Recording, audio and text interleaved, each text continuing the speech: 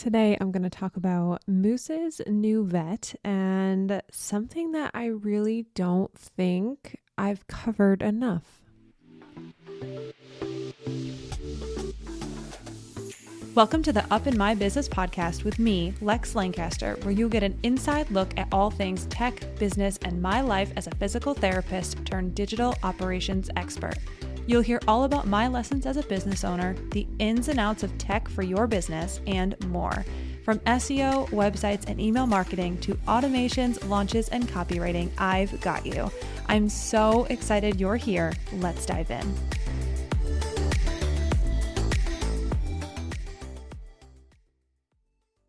Welcome back to another episode of Up in My Business. I am recording this today, Sunday, so if you hear it tomorrow, then you should know that SEO tip prior to SEO school enrollment opening will be going out tomorrow morning. So if you are interested in SEO school, make sure you join the waitlist. I know that I've said this multiple times, but I just want to keep saying it just in case you have told yourself, I'm going to click on the link and then just forget, because story of my life.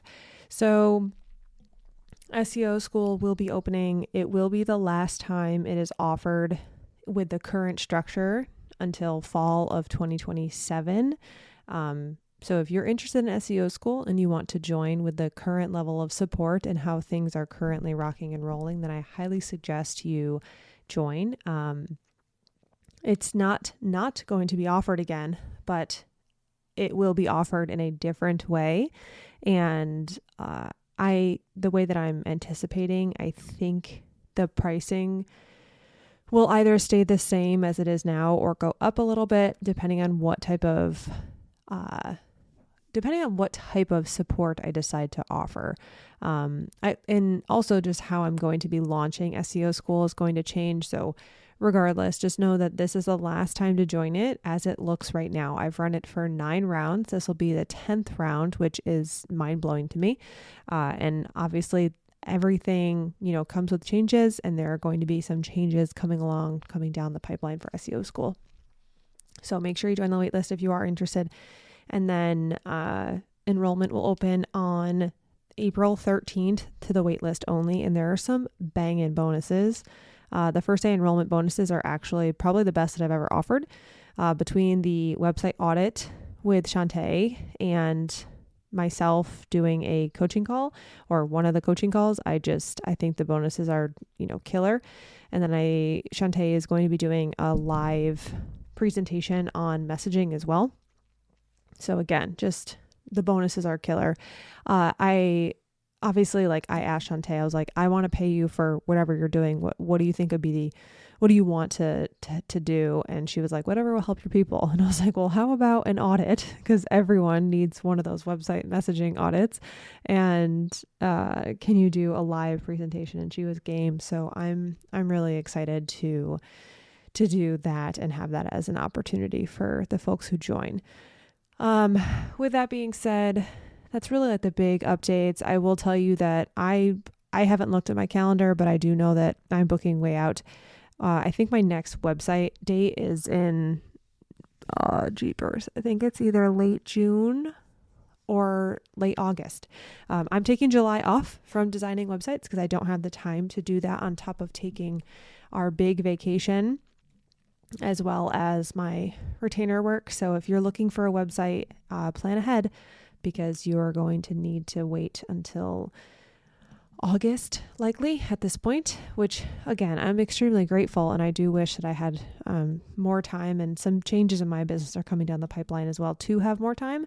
But I'm just excited for taking July to enjoy our vacation and to, continue my active retainer client work and, not overextend myself with more websites. So again, get on the list if you're not on the list by booking a discovery call for a website design. And if you have other questions, comments, concerns, what have you, then you are directed to submit a contact form on my website rather than book a discovery call, because it's way more efficient for me at this point to chat with you either via email or answer a question via email, then jump on a discovery call with you. So yeah.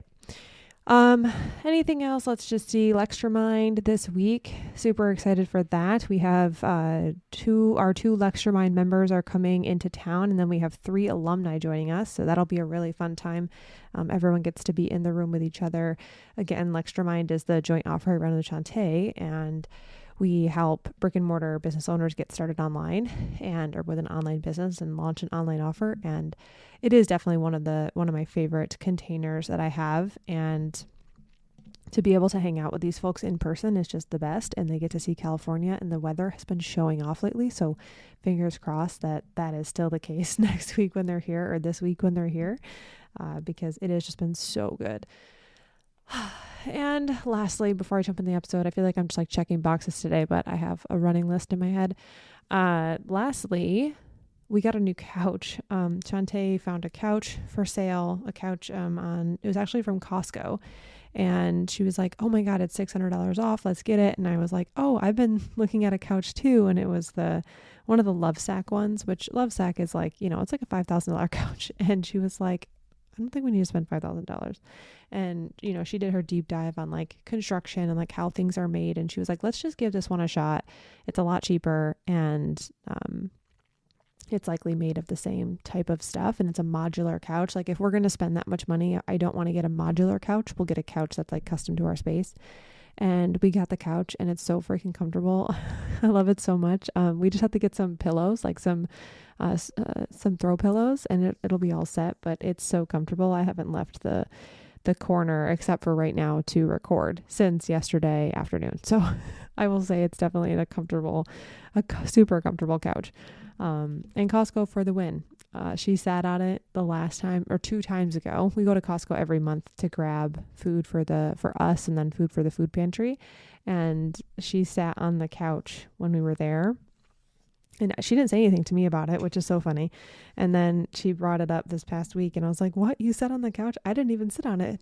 So I was like, if you think it's comfortable, then I trust you. We'll just go for it. So glad I trusted her, because it is so comfortable, and I'm so happy to have this like big loungy couch. And honestly, Moose is too. So yeah, I've just been planted there the past couple of days. It's been great.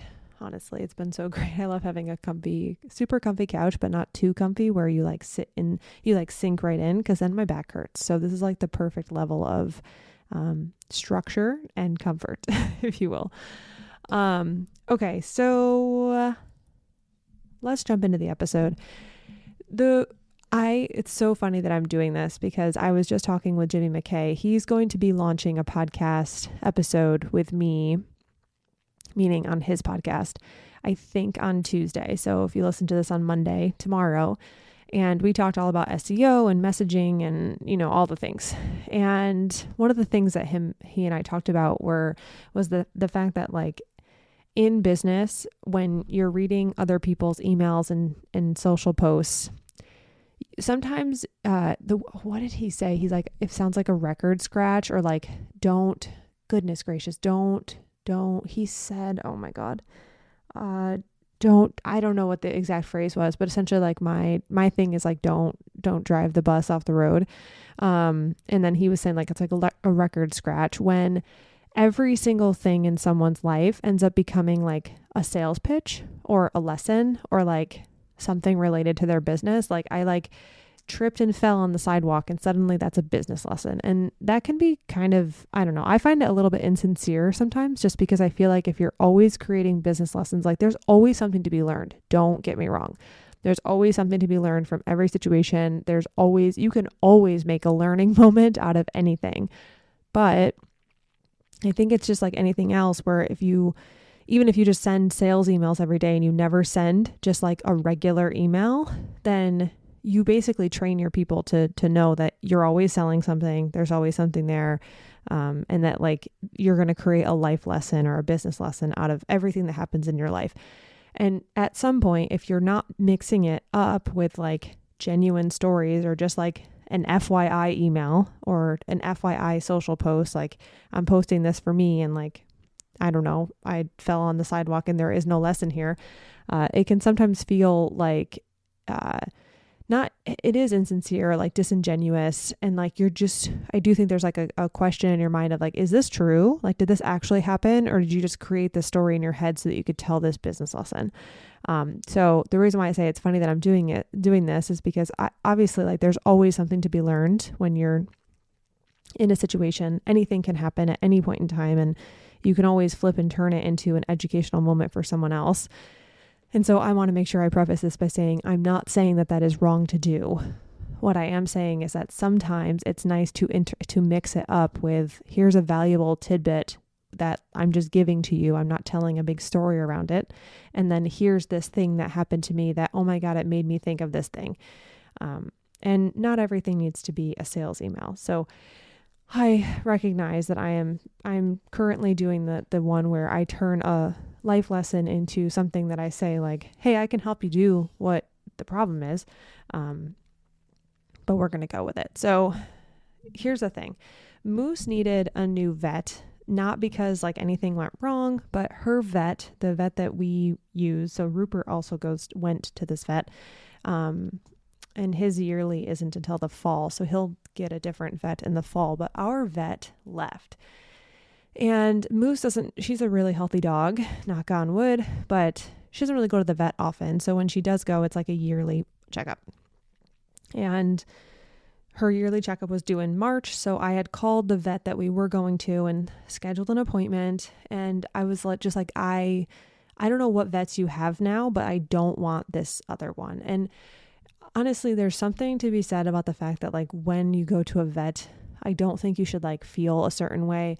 And I haven't had a good experience with a different vet there, only the vet that we really liked, and she moved away. So anyway, I will say that when I look at a vet and I'm with a vet in a room, I do think about the end of my dog's life. And I know that's really morbid, but I'm like, I don't want to have a relationship with an office or a relationship with a vet or have like this cold experience, because I experienced that with a different dog that I lost before. It was like the vet, I understand like as a vet, you can't have like the biggest heart for every single animal because it would probably kill you, having to do what you do every day.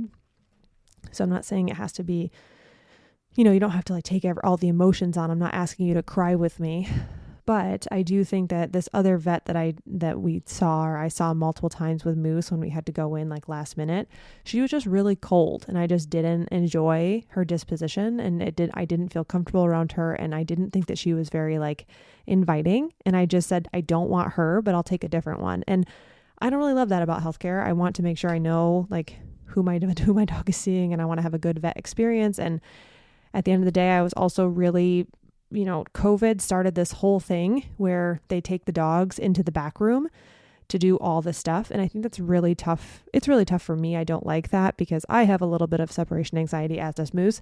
And I'm like, she's already in a terrible place that she doesn't want to be, or like, I'm assuming she has increased anxiety. There's lots of different smells. There's a lot of dogs there.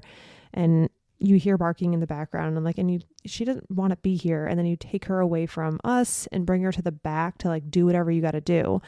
I will say when I first got Moose at the first vet I went to, I guess I was kind of spoiled because they did everything in the room and I didn't have to ask. And then the second vet that I went to when I moved the first time, not to California, but a different place in New Hampshire, they did everything in the back. And I remember texting my friend and being like, can I like ask them to not do that? And she was like, cause she worked at a vet, and she was like, absolutely. Like they'll do everything in the room. They just take it. They just assume you don't want it done in the room. And so they go and they take the dog. Well, I want everything done in the room. I respect the fact that they're like, are you going to pass out when we draw this dog's blood? Like, are you going to be okay? Are needles frightening for you? I respect that. So I understand there are reasons why they bring the dog to the back room. If you're a very anxious person, I too, as a vet tech, would be like, hey, I don't think it's a good idea to have you in here. But if you're okay with it and you're good, then fine. Like we're whatever. So anyway, all of that to say, I wasn't really happy with the vet place we were at. And like, I felt like I constantly had to correct them that Moose was a girl. And I'm like, you have her chart right in front of you. What are we doing? That's just like negligence in my opinion, and really annoying. So anyway, in my mind, I'm like, I need to find a new vet. Well, didn't really have the time to look for a new vet, and now she's due for all of her shots and whatever. So that was going to be a next time problem. Lo and behold, our friend Tammy, who we play volleyball with, texted us about a vet that she went to. And she was like, it was great, because she also saw the vet that left that we saw. So she was also looking for a new vet. And she was like, hey, I went to this vet. It was so good, so great. I was able to hold my dog Coco while they did all the shots and whatever. And like, I had a really great experience. The vet was really nice. They were prepared. Like, they reviewed the chart before they came in. Like, it was all really good. And so I was like, awesome. Like, she told us the vet name, and her specific branch of that vet was about 30 minutes from us. So that's a decent drive, honestly. And like, it's tough to just like leave work, go to the vet and come home, or do that in the morning before work. It's just, I would rather have it be close. And they have a branch local to us. I had never seen it on search, which I'll get to that in a second, but they had a branch local to us, and it's about 10 minutes away. So I was like, okay, like I'll go look at it. So I looked at the website. I went to the about page. All their about pages, their clinicians have a video bio and a written bio, and they're all focused on like, what do they actually do? What do they like to do? It really humanized them. And then the video allowed you to actually like see how they speak and like not interact with them, but just get a feel for who they actually are as a human, and how they honestly how they relate in a video. And it was really nice. So I was like, oh my God, I really like this vet. She really seems to love her job, and I like this seems like a really good fit, this woman, this specific vet. And then I went to their reviews. I went on Google reviews, but then I also, on the website, they have like different reviews just in the site. And so I read all of those, and they all had really good positive things to say about this specific vet. And I did see a couple negative reviews, but I always chalk that up to being like, if there's 2 negative reviews out of, I think it was like 50 plus, I don't remember how many, of 5-star, I'm like, this person just had a bad day. So I looked at the reviews. They were all great. And then I saw the pricing, because it's a membership model. So I knew exactly what the cost was going to be and essentially what it covered. And I said, okay, I saw the cost, and then I booked the first appointment a week and a half later with that doctor. So I just completed the whole process and I was done. Now, the thing that I want to pull out of this, it's twofold. So really threefold. The first thing is what they did really well. So I will say this website had really great about pages. They had all of the information that I needed to make a decision on if a provider seemed like a good fit. And I loved the video aspect. They had really good testimonials that allowed me to see, the actual, feelings that the providers gave to other people they worked with, and like their actual expertise and how it played off when treating other people. I did notice in the reviews, they did say that they could stay with their dog while procedures were being done. So that, not a procedure, like a shot, not like, obviously like a spay. We're not staying with our dog when they get put down. Oh my God, not put down, jeepers creepers, put under anesthesia. We're not staying with our dog when they are under anesthesia. That's not what we're doing. So obviously, like I could never, so no, but when they're getting shots, yes. So I did see that was confirmed. And then they had their pricing on their website. I knew the structure of their pricing. I knew what it covered, what it didn't cover. I knew what the membership meant, what I could and couldn't do. And then they had their booking calendar, and I could just go on and book my appointment. And all of that was done within 30 minutes of us getting the text from Tammy. And so I canceled my other appointment for the other vet. We're done. So that was really beneficial. So if we back it up, that was word of mouth marketing. Now, the word of mouth marketing brought me to this person's website, or this company's website. I think something that I don't do a good enough job of saying in a lot of different ways is that when you optimize for SEO, you're also optimizing for word of mouth conversions, because in SEO school and when I teach SEO, it's not just about like page titles, meaning like back end stuff. It's also the front end and like how your website looks to a person coming to it, and what information do you have there, and how are your pages organized. So that word of mouth recommendation then turned into a conversion and me booking, because what was on the website was structurally sound. I know that if people don't focus on SEO, I see it time and time again, or they don't understand SEO concepts, their website exists, but it doesn't really work for them. And I know that that's like, I'm pitching my own service, 110%. I cannot tell you how many times I've gone to a website of someone who they have not started doing any sort of SEO work. They created their website when they started their business. They've just kind of like let it rock and roll. That website is not structured 9.9 times out of 10 for SEO optimization in SEO best practices and structured for conversion-based conversions at all. I'll just say conversions at all, and easy conversions. So when you start focusing on SEO, you're able to then have a website that's more structurally sound. So even a word of mouth marketing, referral, that then leads to someone to go to your website. And then what happens on your website? Because when they get to your website, you still need to close that deal. You need to close the loop. You need to get them to actually do the thing you want them to do. That is what you learn how to do in something like SEO school, or if someone else does it for you, amazing. So that was a big thing that I wanted to clear up with, yes, it was word of mouth marketing, always going to be the gold standard. I will never say that it's not. And also the reason why I ended up booking was because they clearly had a website that was structurally sound and very easy to navigate and easy to use. And I could book right away. So bing, bang, boom, right? Now let's talk about the downside. The downside of this and the downside of this practice is that it's a really good practice.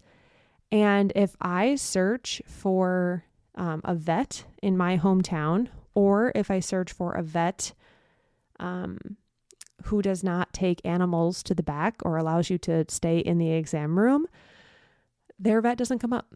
Even if I search like vet in my town or vet in my town or my town vets, they don't come up in organic search. They are paying for Google ads. However, that means that they're paying for a Google ad, which means if they remove the ad and they stop spending money, they're not going to be showing up in Google search.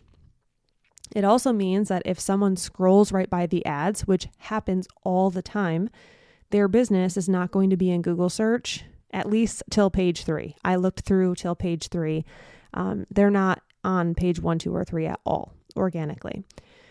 So what does that tell me? That tells me that they have a pretty structurally sound website. I would say their website does a really good job, but Google is not showing them to their potential customers, which means that they do have SEO work to be done. And I would guarantee they need to, have a specific content. They need to gain Google's trust. They're a newer vet, so they need to compete against people who have been here for a bit, which means they do need to turn up their strategy, if you will.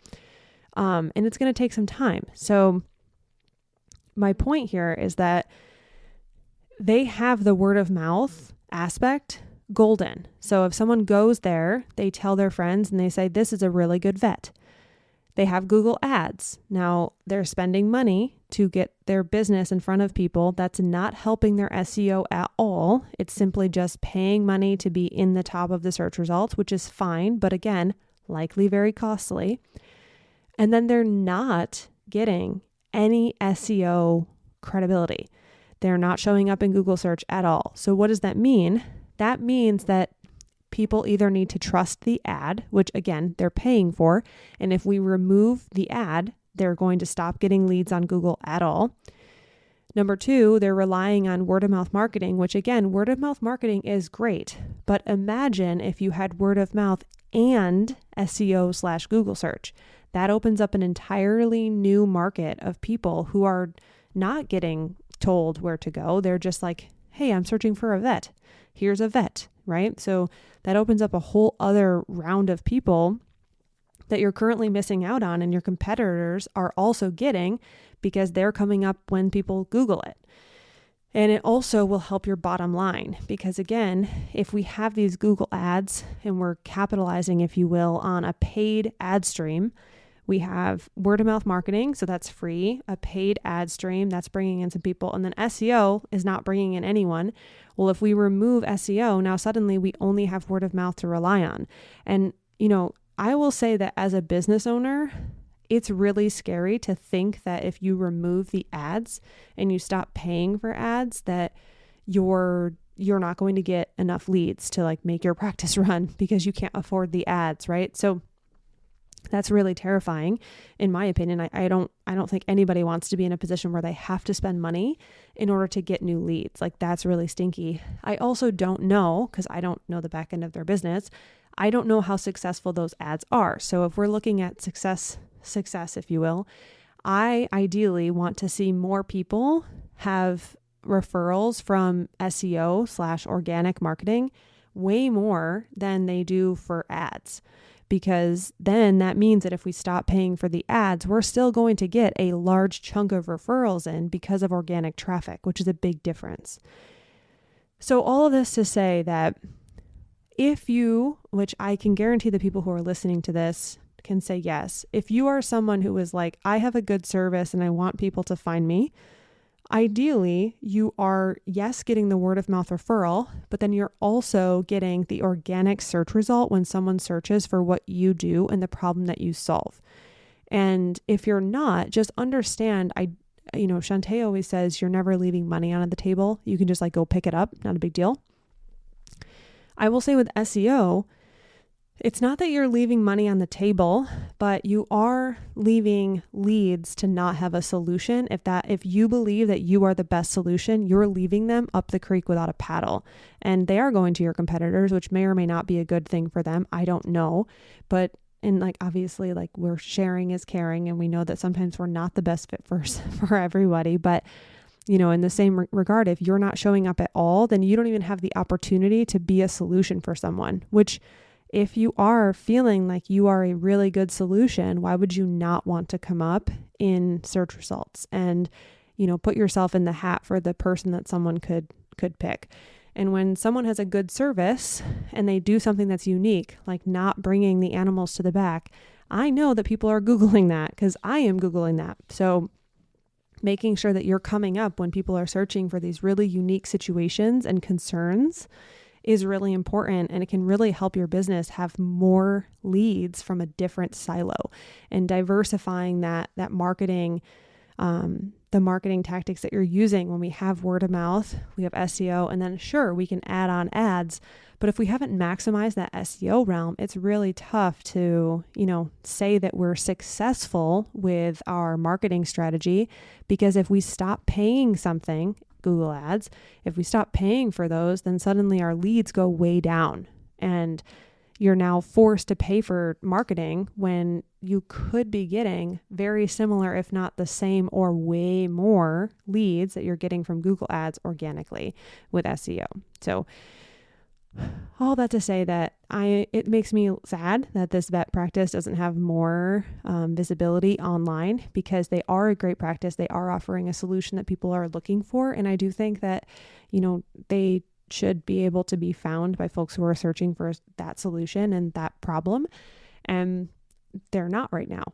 And granted, I don't know if they're trying, but it's one of those things where I know that they're not right now. And SEO is also something that takes time. So even if they start today, it's very likely that it will take them 6 to 18 months to be seen. So if you're thinking, well, I can always just do it later. Yes, absolutely. You can always do it later. It's just one of those things where, just like investing, the best time to start was yesterday, because it is going to take time. So just expect it to take time. Yes. And understand that you can't accelerate that too much. You can do specific things to be seen a little bit faster, but you can't replace actual time, which is always working against you when it comes to SEO, because you always essentially needed to start last week, not today. So all that to say that I was a little bummed to see that they're not showing up organically, because I do think that would be really beneficial for them. And I think that relying on the ads aspect and word of mouth only can be really, can just set you up to spend a lot of money and remove money from your bottom line, when you don't necessarily have to. If you came up organically, you might be able to minimize that ad spend or not spend at all, because you have enough leads coming from organic search and word of mouth. All right, friends, that's all I've got for you. I wanted to really dive in there. I know that if you read my newsletter, it's the same concept I talk about there, but obviously with more words here. And I would love to hear if you have questions or concerns about this. And of course, any questions about SEO school, please let me know. I'd love to answer. But that's all I've got for you. I hope you have a lovely rest of your week. I will catch you next time.